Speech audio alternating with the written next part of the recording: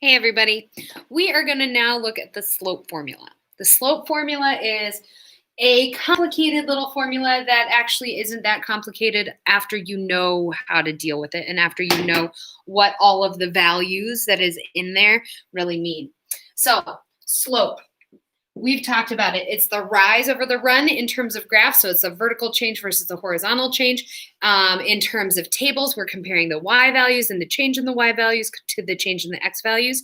If we look at slope formula in terms of just being given 2 points, we don't want to necessarily graph it because that would be time consuming. We don't necessarily want to turn this into a table because, again, time consuming. We can just take these 2 points and use the slope formula. The slope formula takes slope and turns it into the change in y values over change in x values in a very clear and concise way. Now, what do we see here? Slope, or m, we will call it m because m is French for monter, which means to rise.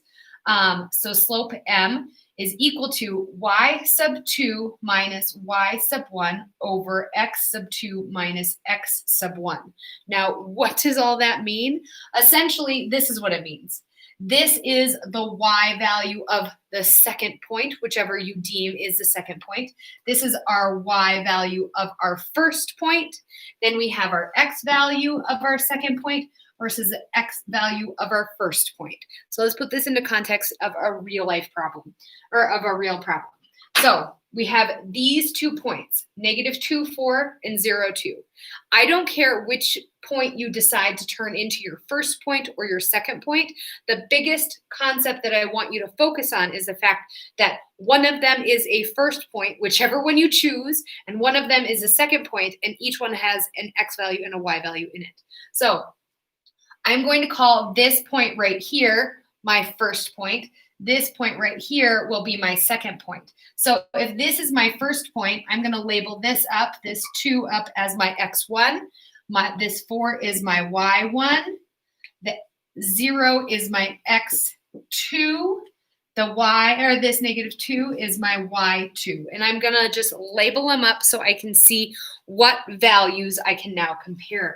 So I'm going to say my slope, or m, is equal to y sub 2 minus y sub 1. So I'm now going to just plug these numbers that represent those things into this equation.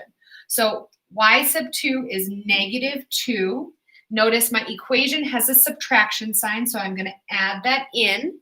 And then I have that compared to y sub 1, which is 4.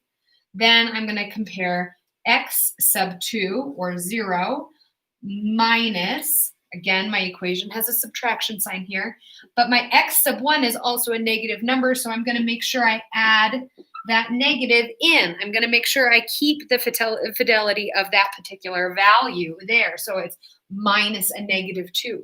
So it's going to maybe get really messy in terms of negatives. This is quite a lot. We have 2 negatives up top, a negative and a subtraction sign up top, a subtraction sign and a negative down below. Imagine if this was also negative and perhaps that number was also negative. It could get pretty hairy. You just gotta keep your wits about you when you deal with that. So now we are going to actually simplify this. If we look at this in terms of order of operations, we have to do the operations on the top and the bottom before we do any sort of division. So -2 minus 4, that gets me a -6.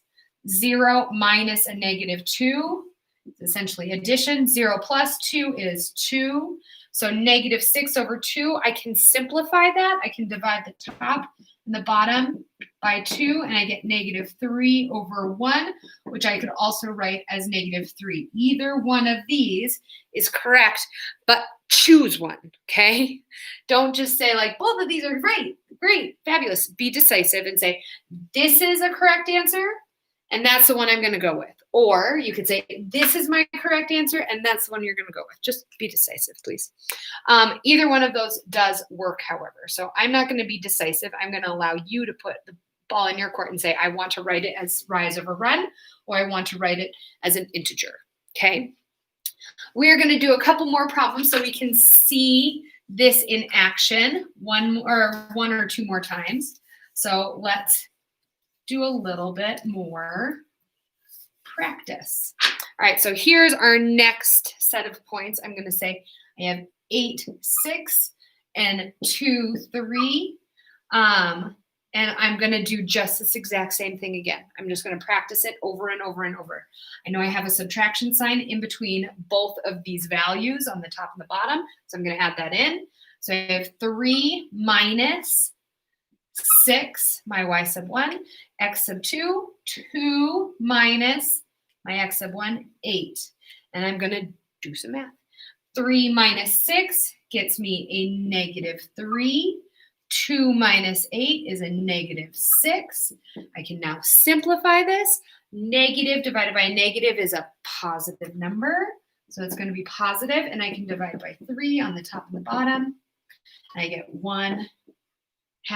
So my answer is 1/2. Because it's a fraction, and it's truly not a fraction that I can turn into an integer. It would turn into a decimal if I were to actually deal with that fraction. I'm going to leave it as a fraction, okay? No other options, because I'm going to embrace fractions, because fractions are amazing. Now I'm going to put one more fun one out here so you can see what happens here.